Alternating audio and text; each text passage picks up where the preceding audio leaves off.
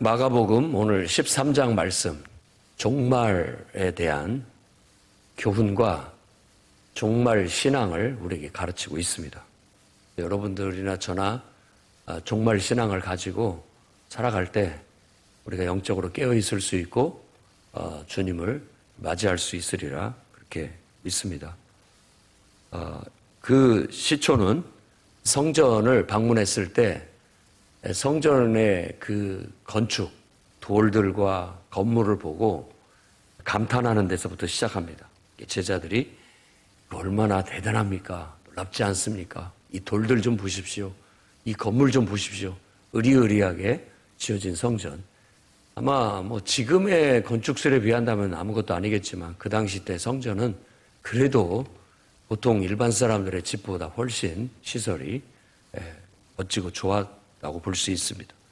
그러자 예수님께서 의미심장하게 너희가 이 돌들 보느냐? 이 돌들 위에 돌 하나도 남지 않고 다 무너질 것이다.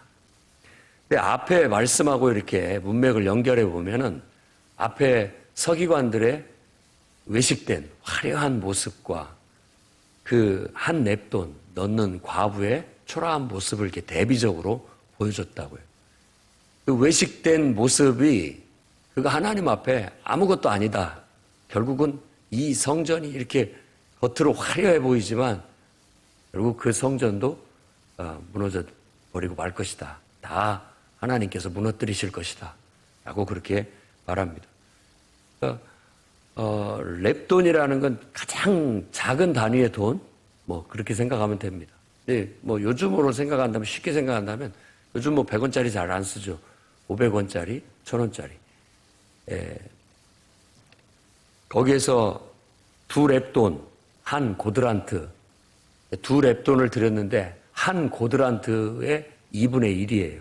한 고드란트가 그냥 1000원이라고 한다면, 렙돈은 500원짜리 두 개, 이렇게 헌금을 했다. 요즘 시세로 본다면 그 정도였던 것 같아요. 그렇지만 그는 생활비 전부를 넣었다. 자기의 모든 걸 바쳤다.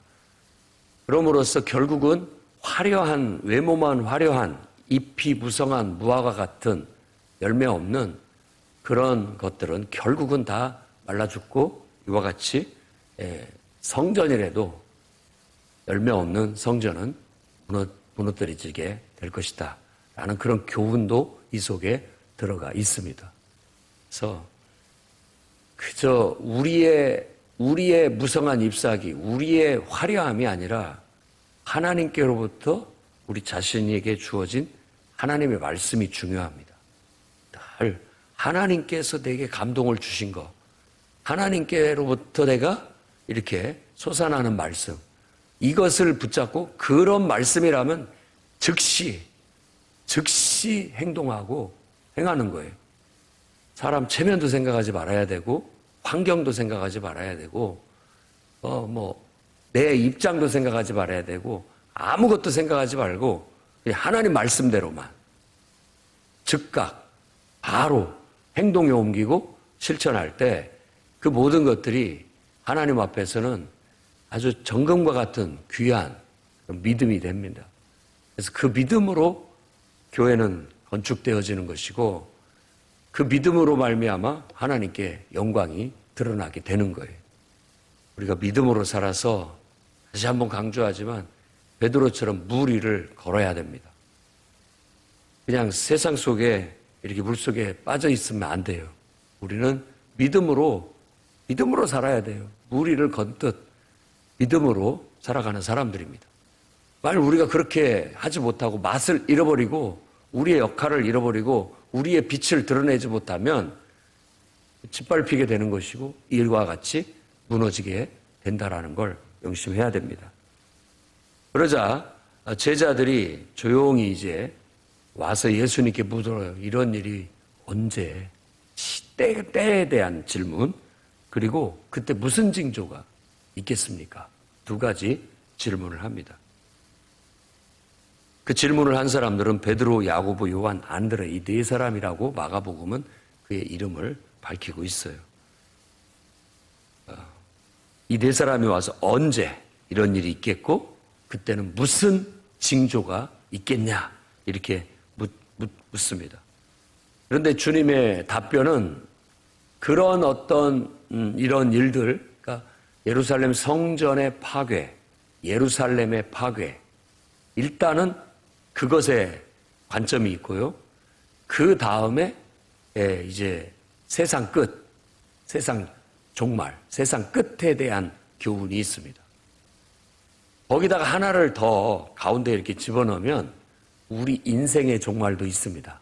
사람이 이 세상이 예수께서 오셔서 세상 끝이 하늘의 권능이 흔들리고 정말 인자가 예수께서 재림하시는 그날이 오기 전에 내가 먼저 내 인생의 끝, 종말을 맞이할 수도 있죠. 그러니까 이 세 가지의 관점에서 이 종말에 대한 이해가 필요하고 묵상이 필요하고 거기에 걸맞게 지혜롭게 살아가야 되는 권면이 이 13장의 종말에 대한 가르침의 가장 큰 핵심이라고 볼 수 있습니다. 종말의 징조에 초점을 너무 맞출 필요가 없습니다. 그것보다 더 초점을 맞춰야 할 것은 언제 종말이 오더라도 항상 깨어 있어야 된다는 것. 그리고 다른 사본에는 깨어 있으라는 말 앞에 깨어서 기도하라. 기도가 붙어 있어요. 깨어 있다라는 것은 하나님과 영적으로 열려 있다는 뜻이에요. 노아 시대로 본다면 노아는 하나님을 눈을 봤어요. 하나님과 눈을 맞춘다라는 것은 서로 의사소통을 한다는 그런 의미가 되는 겁니다. 여러분 같은 사람들이죠. 깨어서 새벽 일찍 깨어서 하나님 앞에 나와 무의식 속에서라도 꿈속에서라도 늘 하나님 앞에 우리가 영적으로 깨어서 그분과 소통하고 대화하려고 하고 그분과 늘 함께 하려고 하고 또 이렇게 집중해서 기도할 수 있는 시간들을 가져서 말씀을 붙잡고 기도하고 또 기도 제목을 붙잡고 기도하고 하나님의 뜻을 묻고 하나님의 뜻대로 하시옵소서 기도하는 그 기도에 사람들이야말로 깨어있는 사람이라고 할 수 있고 종말 신앙을 살아가고 있다고 볼 수가 있습니다. 여러분은 하루에 몇 번 예배 드려야 족하다고 생각하십니까? 일주일에 몇 번 예배를 드려야 족하다고 생각하십니까? 1년에 몇 번 예배를 드려야 족하다고 생각하십니까? 매일, 매 순간 우린 예배자들이 돼야 됩니다. 어떤 사람은 안식일을 지켜야 된다고 하는데 그 사람은 안식일만 예배 드린답니까? 우리는 매일이 안식일이고 매일 하나님을 예배하는 그런 삶을 삽니다. 매일 새벽 기도하고 새벽 예배하면서 예배하고 살고 있고 또 할 수만 있으면 낮에도 예배 드렸으면 좋겠고 할 수만 있으면 밤에도 예배 드릴 수 있었으면 좋겠어요. 그저 하루에 3번 아니 그 이상 내가 할 수 있는 한 틈만 나면 주님 앞에 찬양하고 기도하고 말씀 보고 영적인 그런 예배 시간을 통해서 하나님과 소통하고 하나님의 은혜가 내 안에 흐르게 하고 하나님의 말씀이 내 속에서 솟아나게 하고 그 말씀대로 나가서 행동하고 실천하고 열매 맺고 그렇게 살아가는 것이 바로 종말 신앙이라고 볼 수가 있습니다. 여러분의 인생이 자꾸만 힘들어진다면 이 지금 한 말씀처럼 그렇게 한번 하나님을 예배해 보시기 바랍니다. 한 번도 안 돼요. 하루 한 번도 안 되고 그걸로도 안 되면 2번, 그걸로도 안 되면 3번 하나님 앞에 나와서 찬송하고 기도하고 예배하고 그걸로도 안 되면 그냥 하루 온종일 매일같이 하나님을 붙잡고 의지하고 나아가게 된다면 여러분 인생에 닥치는 여러 가지 혼란함, 여러 가지 환난, 여러 가지 문제점들이 다 해결될 줄 믿습니다. 진짜 우리에게 가장 큰 재앙은 하나님의 은혜가 없는 것이고 우리 영혼 속에서 하나님으로부터 입에서 나오는 솟아나는 그 말씀이 없다는 거예요. 그게 없으면 우리가 그야말로 우리에게 환난이고 그게 재앙인 것이지 다른 게 재앙이 아닙니다. 여러분 눈앞에 벌쳐지는 세상적인 어려움, 육신적인 어려움 그건 아무것도 아닙니다. 아니 그런 일들이 있다 할지라도 내 안에 하나님의 은총이 있고 은혜가 흐르고 내 속에서부터 그러한 일들에 대한 하나님의 음성이 샘솟듯 솟아나면 그런 문제들은 다 해결해 나갈 수 있고 극복해 나갈 수 있습니다. 그러지 않다 할지라도 때가 돼서 주님이 나를 부르신다면 할렐루야, 그냥 하나님의 음성 듣고 하나님이 나를 부르시는데 가야죠. 그냥 순종하는 마음으로 살면 사나 죽으나 우리는 그저 살아도 하나님의 영광을 위해서 죽어도 하나님의 영광을 위해서 죽을 수 있는 그런 온전한 신앙을 갖게 되는 겁니다. 종말이 될수록 더 이 신앙이 견고해져야 돼요. 그렇지 않으면 흔들립니다. 이사야서나 에레미야서나 선지자들이 이 나라가 망해서 갈 징조가 보일 때 외쳤던 말씀들이 바로 그런 거예요. 그런 막 불구덩이 같은 속에서도 견뎌라. 그 견디려면 어떻게 해야 됩니까? 더 깨어서 영적으로 하나님을 붙잡고 하나님 말씀을 붙잡고 기도하면서 예배하면서 견딜 수밖에 없는 거죠. 그래서 이런 종말이 닥쳐오게 되면 알곡과 쭉정이나 가라지가 갈라지게 되는 거예요. 정말 하나님만을 붙잡고 의지하고 하나님 말씀 듣고 하나님 말씀 속에서 내 삶을 실천해 가는 사람들은 아무리 풍파가 심해도 그 속에서도 하나님을 붙잡고 다 제 역할을 하면서 견딥니다.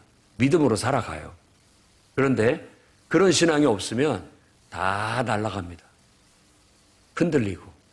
그래서 예수님께서 첫 번째 그들에게 하는 말이 사람의 미혹을 받지 않도록 주의해라. 사람의 미혹을 주의해라. 이 얘기를 합니다. 미혹이라는 말은 타락이라는 뜻도 되고 방황이라는 뜻도 되고 탈선이라는 뜻도 되고 속아 넘어갔다는 뜻도 됩니다. 우리가 흔들린다는 뜻이에요. 우리 신앙이. 조금만 어려운 일이 있으면 시험 들고 조금만 무슨 문제가 생기면 흔들려서 교회를 나가니 마니 기도를 하니 안 하니 예배를 드리니 안 드리니 한다는 것은 지금 미혹되고 있다는 것이에요. 흔들리고 있다는 뜻입니다. 아무리 별의별 일이 있다 할지라도 나는 오직 하나님 말씀만 듣고 행동해. 이게 돼야 됩니다. 사람의 말이 아니라 사람이 막 지금 너 왜 이러고 있어 이래야 돼 저래야 돼 사람의 말에 현혹되지 않고 흔들리지 않고 나는 하나님의 사인이 있기 전에는 하나님이 내 안에 말씀하시기 전에 움직이지 않는다. 하나님 말씀하시면 사람이 뭐라고 하든 사람의 체면이 어떻든 나는 그게 하나님 말씀이라고 믿는다면 죽어도 한다.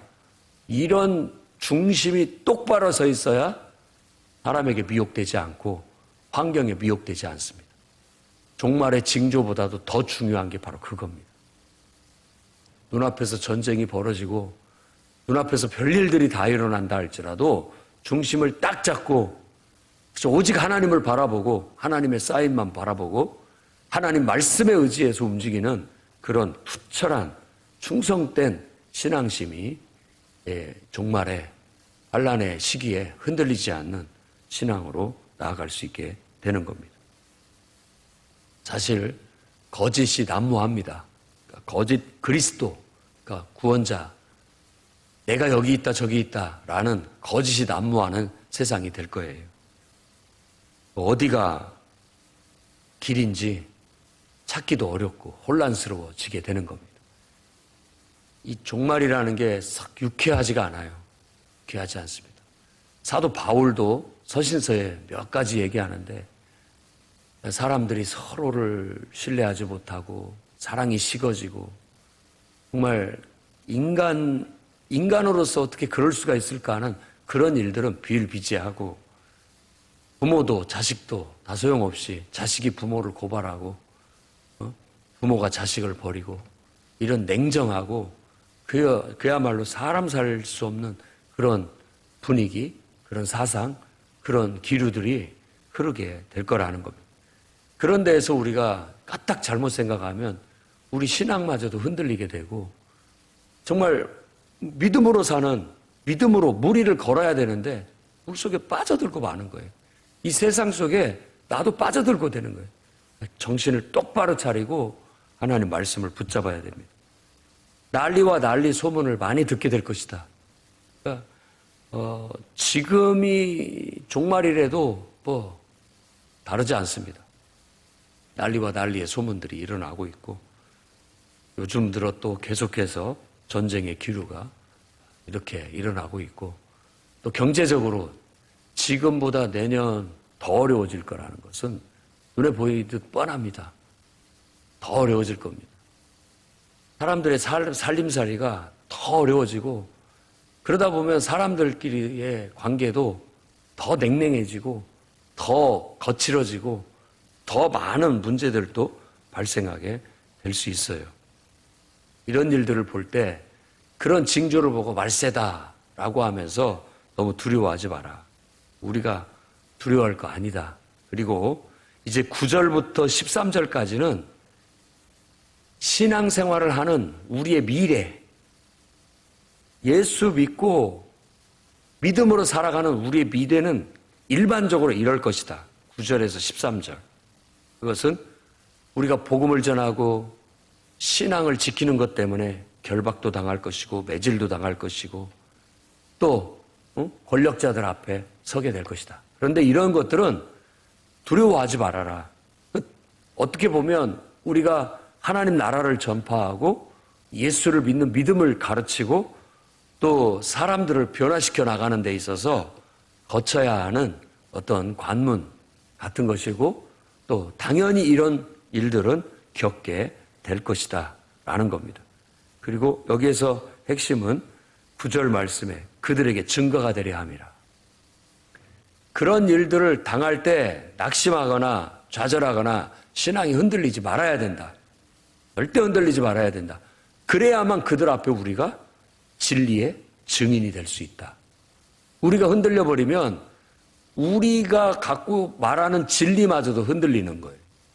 그러니까 나 하나만 생각한다면 그저 요령을 피우고 이렇게 할 수 있겠지만 내가 전하는 진리, 내가 전하는 복음, 내가 누구의 이름으로 지금 이 일을 하고 있는지 나에게 이 일을 명하신 그분을 생각한다면 그렇게 할 수가 없습니다. 게을를 수도 없고 요령을 필 수도 없고 적당히 대충 해서도 안 됩니다. 그러면 나는 욕 먹어도 괜찮지만 진리가 욕을 먹어도 안 되고 하나님께서 욕을 먹어서도 안 되기 때문에 우리가 증거가 돼야 됩니다. 이와 같은 순교자의 신앙을 가질 때 이 증거라는 말 자체가 순교라는 의미를 담고 있어요. 우리가 순교할 때 우리는 죽음으로써 복음을 전하는 것이고 진리를 전하는 것이고 내가 믿는 예수님을 전하는 것이에요. 그러니까 종말의 신앙은 순교자의 신앙입니다. 진리를 위해, 복음을 위해, 예수님을 위해, 주님의 몸된 교회를 위해 내가 증인이 되겠습니다.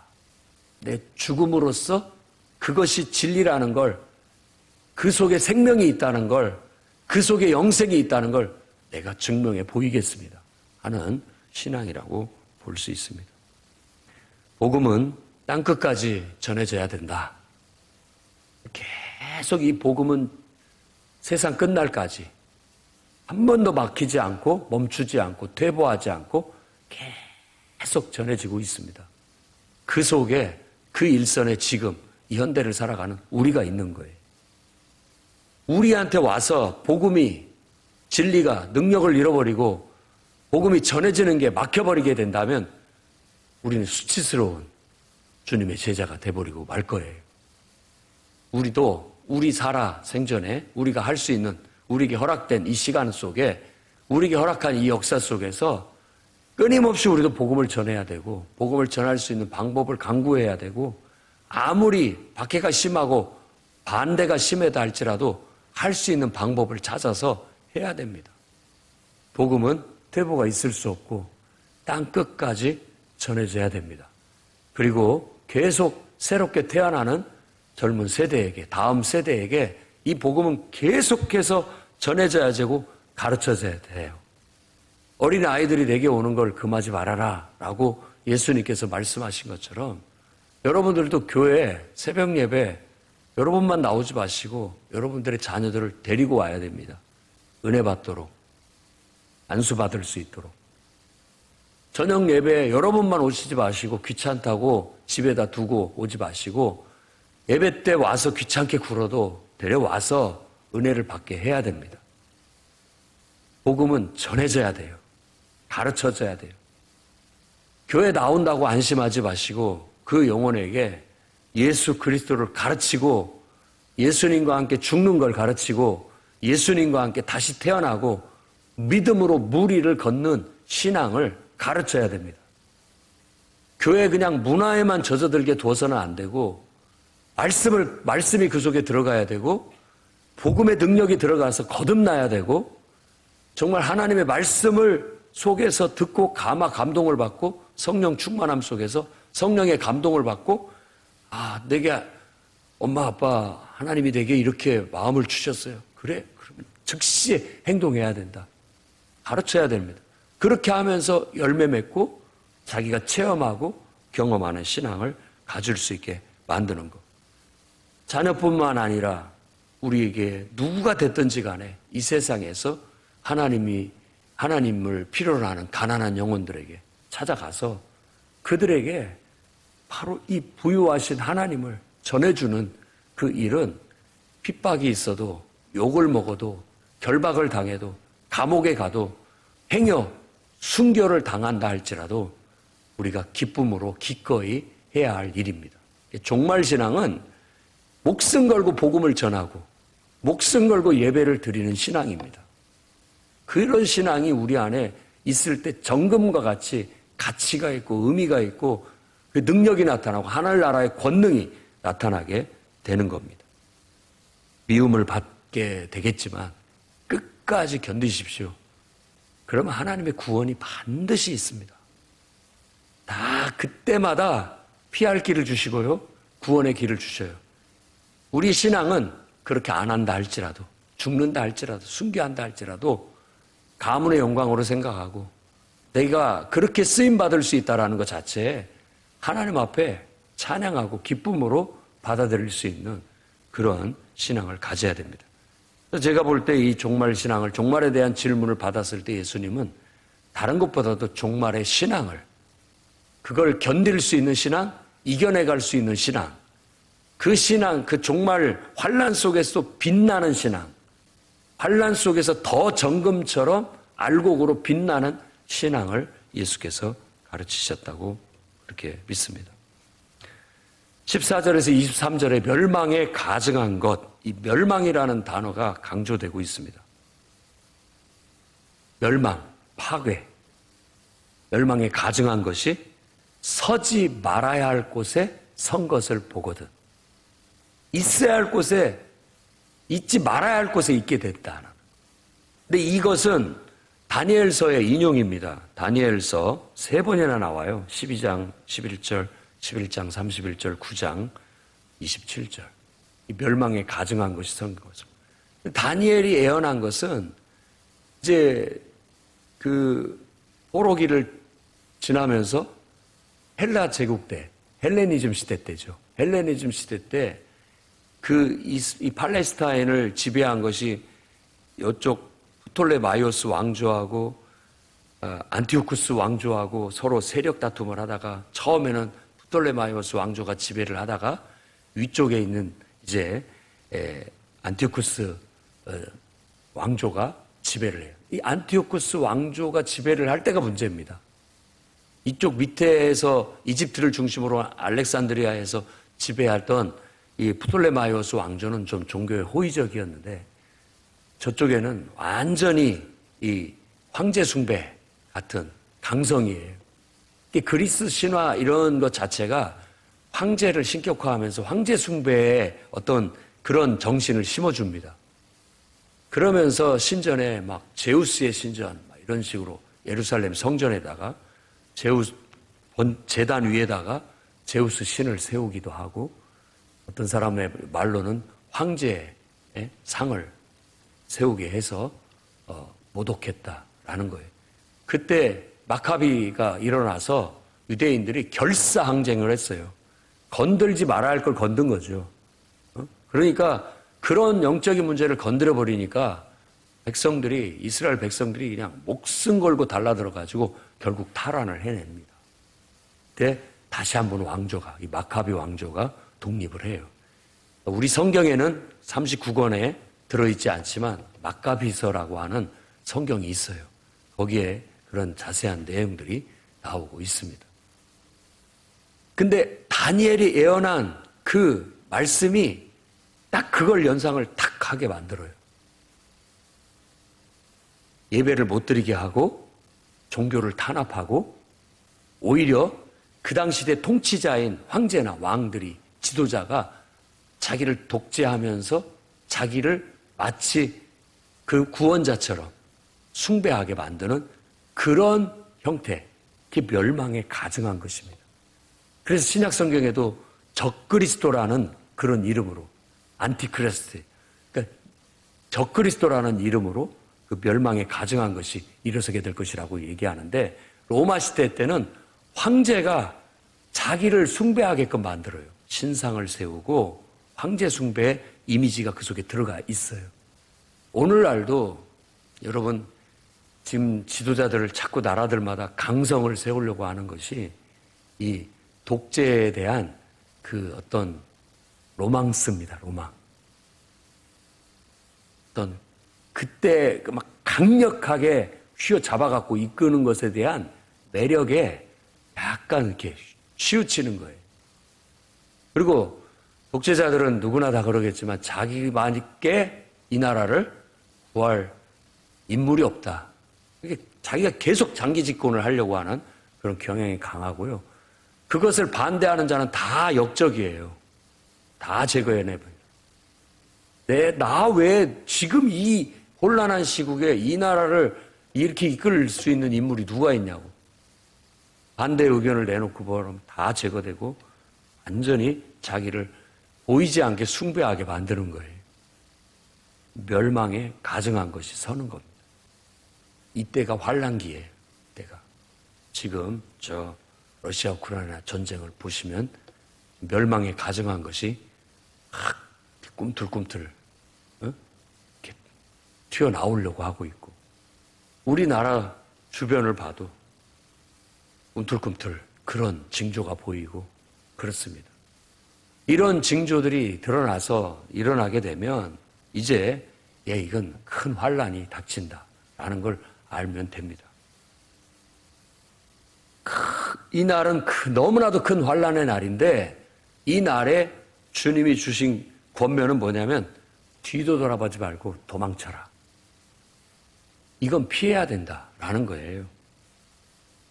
하나님께서 택하신 자들을 위해서 그 날을 감하지 않는다면, 그걸 억어하지 않는다면, 그러니까 지금도 기도하는 영, 하나님을 예배하는 영, 하나님 앞에 간절히 기도하고 예배하는 그 거룩한 영들이, 그러한 악한 영들을, 멸망에 가증한 것들이 도단하지 못하도록, 기승을 부리지 못하도록 억어하고 있다라고 믿으시면 됩니다.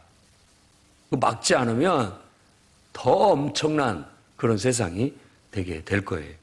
근데 이런 것들이 하나의 시대를 쭉 지나서 반복적으로 일어납니다.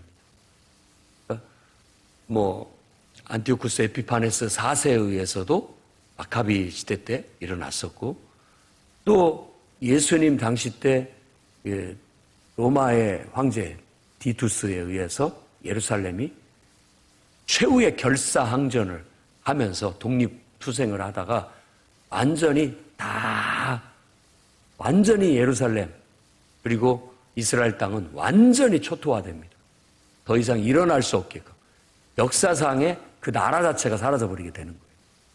그래서 전에도 없었고 후에도 없을 만한 엄청난 일들이라고 말하고 있는 거예요.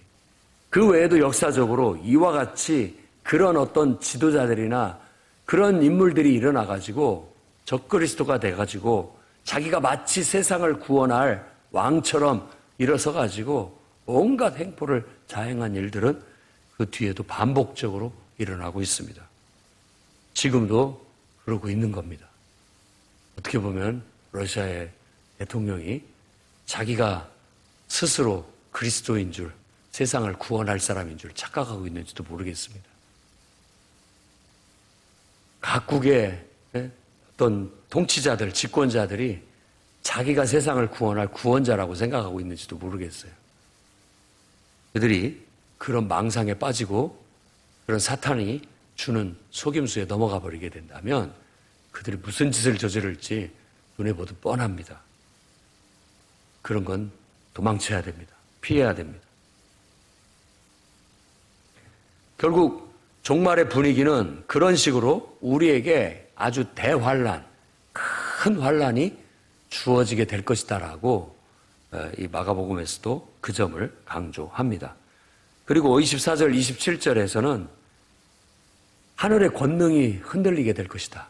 그러니까 이런 세상의 인간의 통치, 사탄의 사주를 받은 악한 영의 통치가 완전히 이 세상을 혼란에 집어넣고 있을 때 그때에서 비로소 진짜 구원자이신 예수 그리스도 인자가 온 세상의 하늘의 권능, 그 모든 세상의 권세와 능력들을 다 때려잡고 그 모든 것들을, 그 악과 모든 악행들을 다 굴복시키고 그 권능들을 굴복시키고 예수께서 구름을 타시고 신비 가운데 이 땅에 재림하시게 될 것이다 라는 겁니다.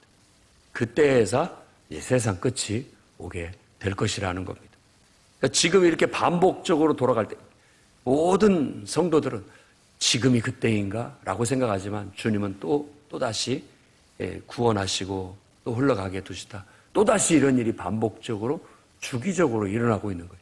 그 반복되다가 어느 때 그것이 끝일지 우리는 아무도 모릅니다. 그래서 그 날과 시는 아무도 모른다고 얘기하면서 무화과나무를 비유를 들어서 무화과나무가 싹이 나고 잎사귀가 푸르고 많이 나면 여름인 거 분별하듯이 시대에 대한 분별력을 가지라고 우리에게 얘기하고 있습니다. 이런 일들이 벌어지는 걸 본다면 우리는 푸틴을 보고 시진핑을 보고 세상에 지금 돌아가는 김정은을 보고 또 미국을 보고 볼 때마다 주님이 곧 오시겠구나. 그런 마음을 가져야 됩니다.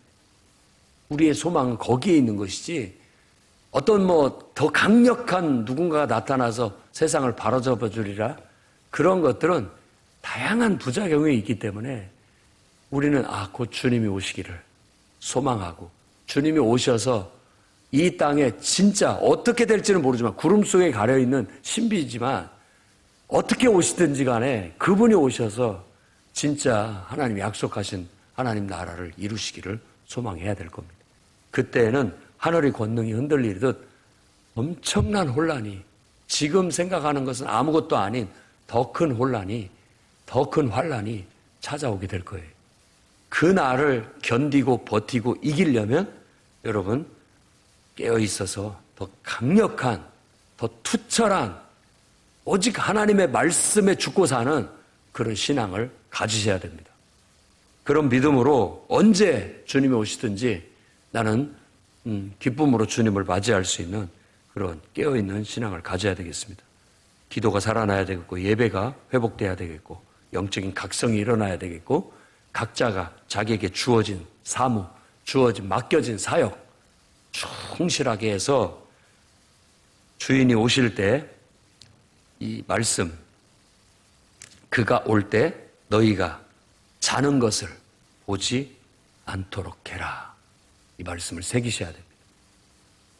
그분이 오실 때 우리가 게을러서 잠자고 있거나 무뎌져 가지고 낙심해서 주저앉아 있거나 내 할 일을 하지 못하고 있거나 신앙이 흔들리고 있거나 신앙이 주저앉아 있어서는 안 되겠습니다.